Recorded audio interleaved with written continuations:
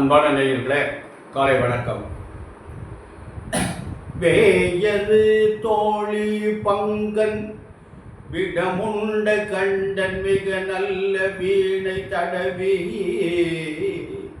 மாசரு திங்கள் கங்கை முடிமேல் அணிந்தன் உளமே புகுந்த அதனால் ஞாயிறு திங்கள் செவ்வாய் புதன் வியாழன் வெள்ளி சனி பாம்பிரண்டு முடனே ஆசரு நல்ல நல்ல அவை நல்ல நல்ல அடியாரவர்க்கு மிகவே எம்பொடு கொம்படாமை இவை மார்பிலங்க எருதேறி ஏழை உடனே பொன்பதி மத்த மாலை புனர்சூடி வந்த குளமே புகுந்த அதனால் 9 7 18 உடனாய நாட்கள் அவைதாம் அன்பொடு நல்ல நல்ல அவை நல்ல நல்ல அடியாரவர்க்கு மிகவே. அன்பு சார்ந்த நேயர்களே, இன்று பங்குனி மாதம் 15ஆம் நாள் சனிக்கிழமை, அமாவாசை திதி. இன்றைக்கு அமாவாசை இருக்குது. நேற்று நைட்டே 7 மணிக்கே வந்துருக்கு. இன்றைக்கு அமாவாசை இரவு சாயந்தரம் 5:10 வரை இருக்குது. பின்னாடி பிரதம வருது. உத்திரட்டாதி நட்சத்திரம் இரவு 8:13, பின்னாடி ரேவதி. சித்தயோகம் உத்திரட்டாதி இருக்கிற வரை சித்தயோகம், பின்னாடி மரண யோகம் வந்துடுது. சனிக்கிழமை மணிக்கு ராகுகாலம் 9 முதல் 10:30, யமகண்டம் 1:30 முதல் 3, குளிகன் 6 முதல் 7:30, சூலம் கிழக்கு, பரிகாரம் தயிர். அன்பான நேயர்களே, இன்று கிரகங்கள்லாம் எப்படி இருக்கிறது என்று பார்ப்போம். இன்று மீனத்தில் சூரியன், சந்திரன், சுக்கிரன், ராகு. இந்த சூரியனும் சந்திரன் ஒன்றா சேர்ந்தா அமாவாசை வந்துடும். அதான் கணக்கு. அதனால் சூரியன் நேரத்தே சேர்ந்துட்டாருங்க. அதனால் இந்த 4 கிரகம் மீனத்தில் இருக்குது. ரிஷபத்தில் குரு இருக்கார், மிதுனத்தில் செவ்வாய் இருக்குது, கன்னியில் கேது இருக்குது, புதனும் சனியும் கும்பத்தில் இருக்காங்க. இது இந்த கிரகத்தினுடைய நிலவரம். அன்பான நேயர்களே, மேஷராசி என்பவர்களுக்கு இந்த நேரம் எப்படி இருக்கிறது? மேஷராசி என்பவர்களுக்கு இந்த அருமையான நாள், நல்ல நாள். குரு பகவான் 2ல் இருக்கார். இந்த மற்ற கிரகங்கள்லாம் 12ஆம் இடத்துல இருக்கு. ராகுலாம் 12ல் இருக்கக்கூடாது. இருந்தாலும் சனி பகவான் எங்கே இருக்காருன்னா 11ஆம் இடத்துல இருக்கார், லாபஸ்தானத்தில் இருக்கார். குரு பகவானும் சனி பகவானும் மேஷராசிக்கு அருமையாக இருக்காங்க. அதனால் இது உங்களுக்கு அருமையான நாள். நல்லதெல்லாம் நடக்கும், நல்ல காரியம்லாம் நடைபெறும். அன்பான ரிஷபராசி என்பவர்களை உங்களுக்கு இன்று நாள் சரியில்லை. ஜென்ம குரு இடமாற்றங்களை கொடுக்கும். இடமாற்றம்னா இருக்கிறத விட்டு வெளியில் எங்கேயாவது போகிறதுன்னு நினைக்கிறது கூட இருக்கும். போயிடுவோமா அப்படின்னு நினைக்கிற மாதிரி கூட சூழலில் உருவாரும். வெளிநாட்டில் இருந்தால் இங்கே வர்றது, இங்கே இருந்தால் வெளிநாட்டுக்கு போகிறது, வீடு மாறுறது, சொந்த வீட்டுக்கு போகிறது, இப்படியெல்லாம் ஏதாவது பதவி மாற்றம், அந்த வேறு இடத்துக்கு போகிறது அப்படிலாம் சொல்லுவாங்க. அந்த மாதிரியெல்லாம் இருக்கும். அதெல்லாம் இங்கே கிடைக்கும். அதுக்குரிய நாள் அது இன்னும் கொஞ்சம் நாள் தான் இருக்குது. சித்திரை மாதம் 28ஆம் தேதி வரை தான் இருக்குது. அதுக்கப்புறம் குரு உங்களுக்கு 2ஆம் இடத்துக்கு வந்துடுறாரு. நல்லது. அதனால் இந்த 2 மாதத்துக்கு மட்டும் கொஞ்சம் நவம்பர் 11-5 வரையும் கொஞ்சம் கவனமாக பார்த்துக்குவோம். அது வரையும் கொஞ்சம் பிரச்சனைகள்லாம் இருக்குது. அதுக்கு பிறகு உங்களுக்கு குரு பயிற்சி ஆகிறாரு. அடுத்த மிதுன ராசி என்பவர்கள உங்களுக்கு ராசியில் செவ்வாய் இருக்கார். ஆரோக்கியத்தில் கொஞ்சம் கவனமாக இருக்கும். குரு பகவான் 12ஆம் இடத்துல இருக்கார். குரு பகவான் 12ஆம் இடத்துல இருந்தாருன்னா தேவையில்லாத செலவுலாம் நடைபெறும். 10ல் ஒரு 4 கிரகம் இருக்குது. தொழில் அமோகமாக இருக்கும். சூரியன், சந்திரன், சுக்கிரன், ராகுலாம் 10ல் இருக்கும்போது தொழிற்சாலை நிறைவாக இருக்கும் அப்படின்னு ஒரு அமைப்பு இருக்குது. அதனால் இந்த தொழில் நல்லா இருக்கும். இப்போ எங்கள் வெளிநாட்டுக்கெல்லாம் போகிற மாதிரி சந்தர்ப்பம்லாம் கூட ஏற்படலாம். அந்த மாதிரிலாம் ஒரு வாய்ப்புகள் நன்றாக இருக்கிறது. தொழில் ஆரம்பிக்கலாம் நல்லாயிருக்கும். அதனால் உங்களுக்கு குரு பகவான் 12ல் இருந்தாலும் இந்த கிரகங்கள் பிரமாதமாக இருக்குது. 4 கிரகம் உங்களுக்கு ரொம்ப சிறப்பாக இருக்குது. அதனால் மிதுன ராசி என்பவர்களுக்கு தொழிற்சாலை நல்லா இருக்குது. தொழில் நன்றாக இருந்து வருமானம் நிறையா வந்தால் கஷ்டங்கள் தெரியாது. அதனால் கொஞ்சம் பார்த்து கவனமாக நடந்து கொள்ளுங்கள். அன்பான கடகராசி என்பவர்களை உங்களுக்கு குரு பகவான் 11ல் இருக்குது. மற்ற கிரகங்கள்லாம் உங்களுக்கு எதுவுமே சரியில்லை. அதனால் கடகராசி என்பவர்களுக்கு குரு 11ல் இருப்பது நல்ல அமைப்பு தரும். நல்லதெல்லாம் நடக்கும். நல்ல காரியங்கள்லாம் நடைபெறும். அன்பான சிம்மராசி என்பவர்களை உங்களுக்கு குரு 10ஆம் இடத்துல இருக்கார். 8ல் வந்து ஒரு 4 கிரகம் சேர்ந்துருக்கு. அதனால் 8ஆம் இடத்துல வந்து இந்த 4 கிரகமும் இருக்கக்கூடாது. குரு சுக்கிரன் 8ல் மறைவு, 8ல் ராகு தவறு, 8ல் சூரியன் சந்திரன்லாம் இருக்கக்கூடாது. இதெல்லாம் காரியங்களை தடைப்படுத்தும். அதனால் சிம்மராசி என்பவர்களை கொஞ்சம் ஜாக்கிரதையாக நிதானமாக நடந்து கொள்ளுங்கள். அடுத்து கன்னிராசி என்பவர்களை உங்களுக்கு குரு பகவான் நல்ல இடத்துல இருக்காங்க, சனி பகவான் 6ஆம் இடத்துல இருக்காங்க. கன்னிராசி என்பவர்களுக்கு அமோகமான நாள். உங்களுக்கு வந்து நல்ல காரியங்களாக நடைபெறும். 9ஆம் இடத்துல குரு இருக்கு, செவ்வாய் வந்து 10ஆம் இடத்துல இருக்காரு. இதெல்லாம் உங்களுக்கு ஒரு அருமையான நாள். அன்பான கன்னிராசி என்பவர்களை குழப்பம் இல்லாமல் தைரியமாக செய்யுங்க. இந்த சித்திரை 28 வரையும் தான் இருக்குது. அன்பான துளாராசி என்பவர்களை உங்களுக்கு குரு 8ஆம் இடத்துல இருக்காரு, சனி பகவான் 6ஆம் இடத்துல இருக்காரு. இது ரெண்டும் நல்ல. குரு 8ல் இருக்காரு, புதுசாக எதையும் செய்யாதீங்க. ஆனால் சனி பகவான் 6ல் இருப்பது மிகச்சிறப்பு. 6ஆம் இடத்துல சனி இருக்கார். அதனால் துளாராசி என்பவர்களை புதிய முயற்சிகள் எதுவும் பண்ணாதீங்க, முதலீடு எதுவும் செய்யாதீங்க. கொஞ்சம் பொறுமையாக இருங்க. இன்னும் 1.5 மாதம் தான் இருக்குது. அதுக்கப்புறம் உங்களுக்கு நல்லதே நடக்கும், நல்ல காரியங்கள்லாம் நடைபெறும். அன்பான விருச்சிக ராசி என்பவர்களை உங்களுக்கு குரு பகவான் நல்ல இடத்துல இருக்காங்க. குரு வந்து இப்போ உங்களுக்கு 7ஆம் இடத்துல இருக்காங்க. நன்மையெல்லாம் நடக்கும். ஆனால் இன்னும் 45 நாள் இருக்குது, இன்னும் 1.5 மாதம் தான் இருக்குது. அதுக்குள்ளே எதையாவது பண்ணிட்டு இருக்கோம். எந்த காரியமாக இருந்தாலும் அதுக்குள்ளே செஞ்சுருக்கோம். அதுக்கப்புறம் உங்களுக்கு 1 வருஷத்துக்கு எதுவுமே நடக்காது. தனுசு ராசி என்பதில் குரு பகவான் 6ஆம் இடத்துல இருக்கார். கொஞ்சம் பார்த்து ஞாபகமாக கவனமாக நடந்துக்கும். ஆரோக்கியத்துக்கு கொஞ்சம் கிடறதுக்கு வாய்ப்பு இருக்குது.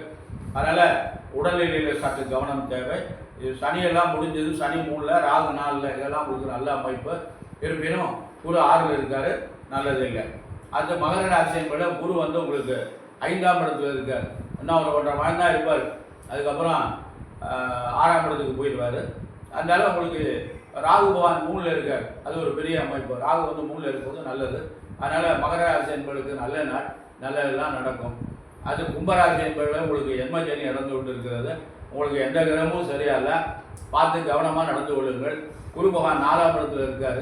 இன்னொரு 1.5 மாதம் 45 நாளைக்கு ஜாக்கிரதையாக நிதானமாக பொறுமையாக நடந்து கொள்ளுங்கள். வாகனத்துலலாம் ரொம்ப மெதுவாக போங்க.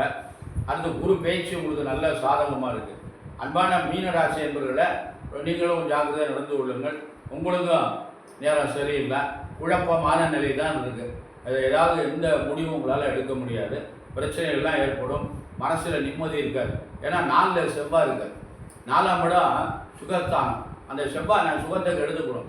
ஏதாவது மனசுக்குள்ள பிரச்சனைகளை கொடுத்து உருவாக்கி இந்த சுகத்தை கெடுத்துக்கணும். அதனால் மீனராசி என்பவர்களுக்கெல்லாம் இதெல்லாம் நடக்கும். ஆனால் ஒவ்வொருத்தரும் ஒன்றா சொல்கிறாங்க, மீனராசி என்பவர்களுக்கு அப்படி இருக்குது, இப்படி இருக்குது, பிரமாதமாக இருக்குது அப்படின்றாங்க. இந்த மீனராசி என்பவர்கள்லாம் அனுபவிக்கிறவங்களுக்கு தான் அதெல்லாம் தெரியும். எதுவுமே அனுபவிச்சா தான் தெரியும். அடி வாங்கினா தான் வலி தெரியும். அடி வாங்கலைன்னா வலி தெரியாது. அடுத்தவங்க சொல்லிட்டு போவாங்க, ஆயிரத்து போவாங்க. நம்ம அனுபவிக்கின்ற பொழுது தான் அந்த தன்மை. அனுபவிக்கிறது தான் நமக்கு பாடம். அனுபவ பாடம் தான் நமக்கு நன்மை. அதனால் அன்பான மகர ராசி, கும்பராசி, மீனராசி என்பவர்களை ரொம்ப கவனமாக, ஜாக்கிரதையாக, நிதானமாக நடந்து கொள்ளுங்கள். அதாவது உங்களுக்கு எப்படி இருக்குது அப்படின்னு கேட்டிங்கன்னா, உங்களுக்கு கொஞ்சம் இந்த 3 ராசி அன்பர்களுக்கும் கொஞ்சம் குரு பகவானுடைய அமைப்பு உங்களுக்கு சரியாக இல்லை. அதனால் ரொம்ப நிதானமாக, ஜாக்கிரதையாக நடந்து கொள்ளுங்கள். அன்பான மகர ராசி, கும்பராசி, மீனராசி என்பவர்களை ரொம்ப சனிக்கிழமதோடு விரதமாக இருந்து சனி பகவானுக்கு எள்ளு விளக்கு போட்டு, கிடைச்சதுன்னா வன்னி பத்திரம் கிடைச்சுன்னா வன்னி பத்திரத்தால் அர்ச்சனை பண்ணுங்க. காக்காய்க்கு எள்ளு சாதம் வைக்கிங்க. இதெல்லாம் உங்களுக்கு நல்ல பலன் தரும். அன்பான நேயர்களை, இப்பொழுது ஒரு முக்கியமான ஒரு கருத்து நான் வந்து சொல்கிறேன். இந்த கருத்தை எனக்கு தெரிஞ்சு இதுவரையும் யாரும் பதிவு செஞ்சதில்லை, இதுவரையும் யாருமே சொன்னதில்லை அப்படின்னு தான் நான் நினைக்கிறேன். ஏன்னா என்னுடைய செவிக்கு அந்த மாதிரி யாரும் சொல்லி எனக்கு விடலை. அதனால் ஜோடத்தில் நிறைய அரிய பெரிய கருத்துக்கள்லாம் இருக்குது. இதெல்லாம் பெரிய ஜோட வித்வான்கள்லாம் எழுதுகிறாங்க. அதெல்லாம் நம்ம படிச்சுட்டு மக்களுக்கு பகிர்ந்து கொள்ளணும். அதனால் இந்த புதனை பற்றி ஒரு முக்கியமான பகிர்வு இருக்குது. அதனால் இந்த புதன் வந்து ரொம்ப மெலிந்த கிரகம். அவரை வந்து அலிகிரகம்னு சொல்கிறாங்க. ஆணும் இல்லாத பெண்ணும் இல்லாத கிரகங்கிறாங்க. அது ஒரு முறை இருக்கட்டும். ஆனால் புதன் வந்து ரொம்ப வாழ்க்கையில் முக்கியமானவர்.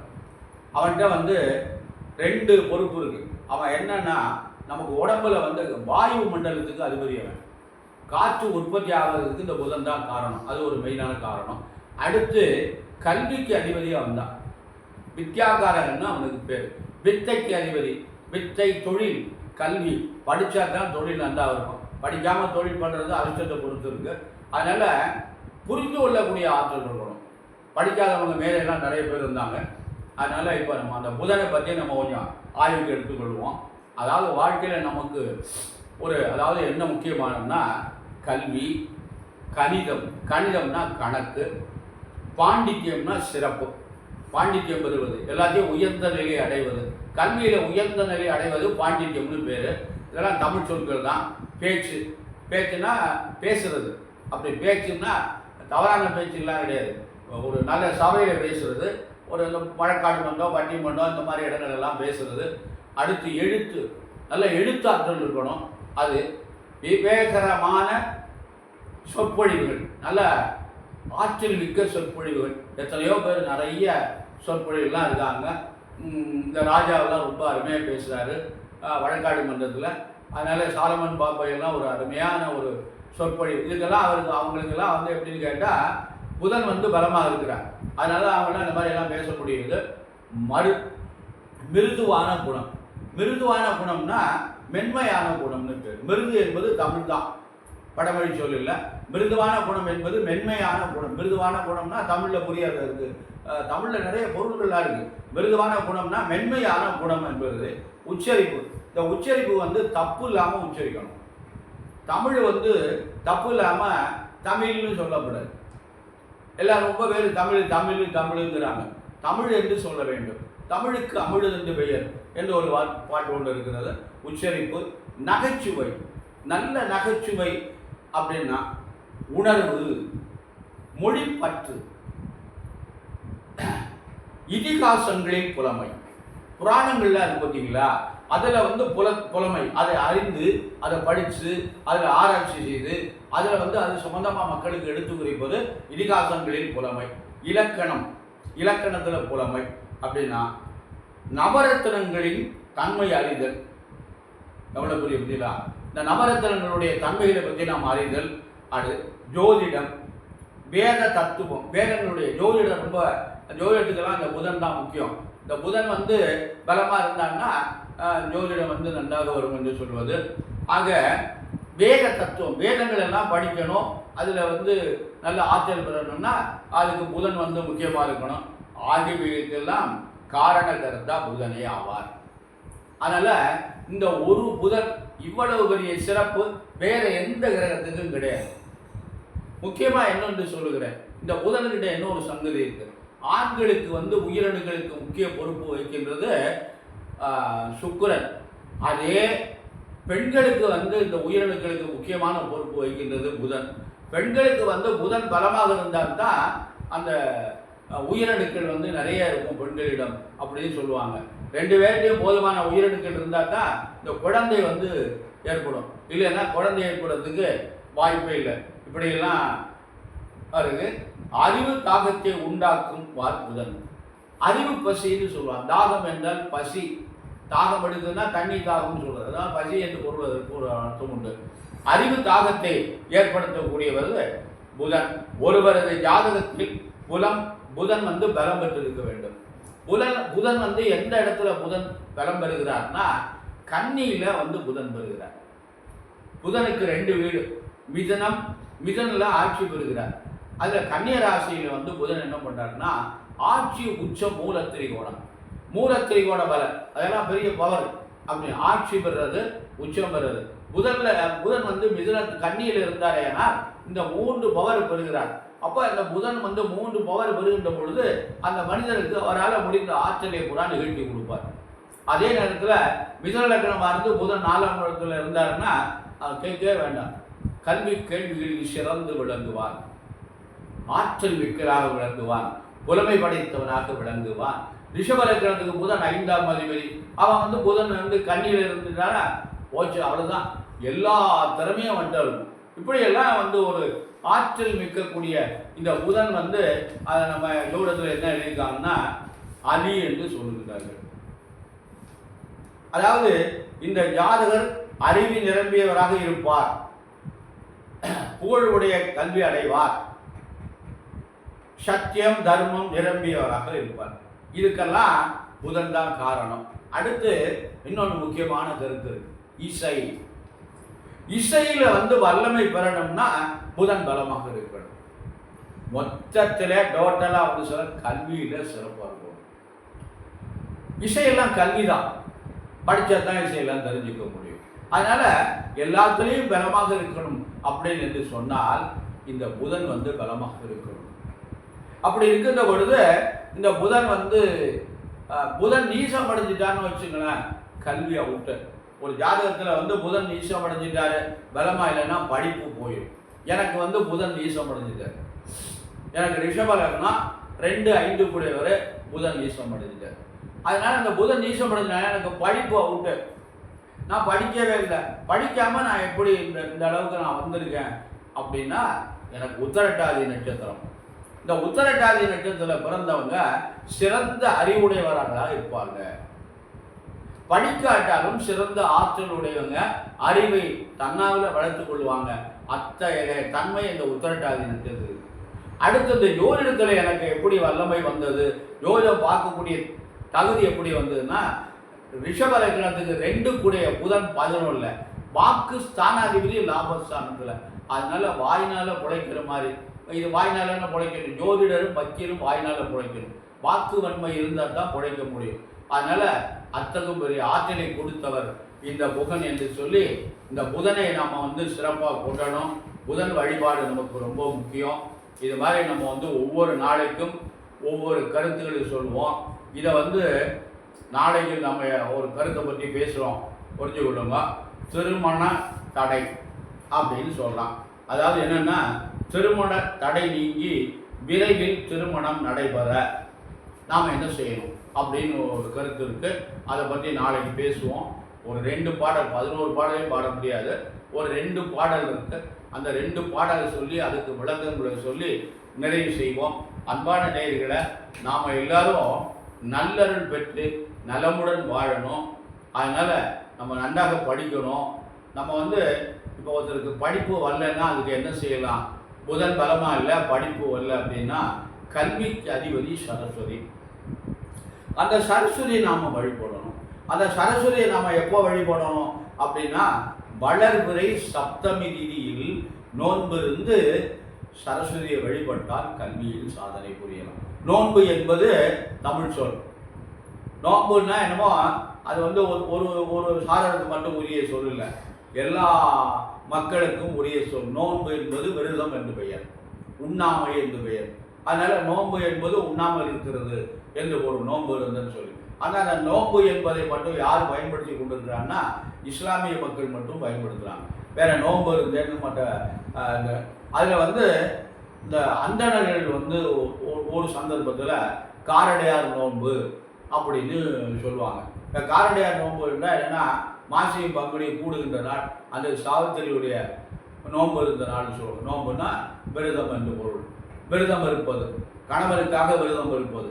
அதனால் அந்த நோன்பு இருந்து சரஸ்வதியை வழிபட்டால் கல்வியில் சாதனை புரியலாம். இப்போ சரஸ்வதி வழிபாடெல்லாம் கிடையாது, கோவில்களெல்லாம் சரஸ்வதியே கிடையாது. எங்கோ பெரிய முக்கியமான சில சிவாலயங்களில் தான் சரஸ்வதி வச்சுருக்காங்க. சரஸ்வதியை வைக்கிறது இல்லை, சரஸ்வதி பூஜையே பண்ணுறது இல்லை. அது ரொம்ப மனசுக்கு வேதனையாக இருக்குது. அதனால் லட்சுமி பூஜை தான் பண்ணுறோம், ஏன்னா காசு நமக்கு தேவைப்படுது. அதனால் லட்சுமி எழுந்ததுக்காக லட்சுமி பூஜை தான் பண்ணுறோம், வீட்லேயும் லட்சுமி பூஜை தான் பண்ணுறோம். படிக்கணும், கற்றவருக்கு சென்றவிடமெல்லாம் சிறப்பு. படிக்கலைன்னா நமக்கு ஒன்றும் புண்ணியம் இல்லை. அதனால் சரஸ்வதி வழிபாடு நமக்கு ரொம்ப முக்கியம். இந்த சரஸ்வதி பூஜையெல்லாம் ரொம்ப சிறப்பாக கொண்டு போடணும். அன்பான நேயர்களே, எல்லாரும் நலம் பெற்று பல்லாண்டு பல்லாண்டு 1000 ஆண்டு வாழ எல்லாம் வல்ல எம்பெருமான் சர்வேஸ்வரனையும் வள்ளல் பெருமான் வள்ளியின் மணாளன் முருகப்பெருமானை பிரார்த்தனை செய்து நிறைவு செய்கிறேன். நன்றி, வணக்கம்.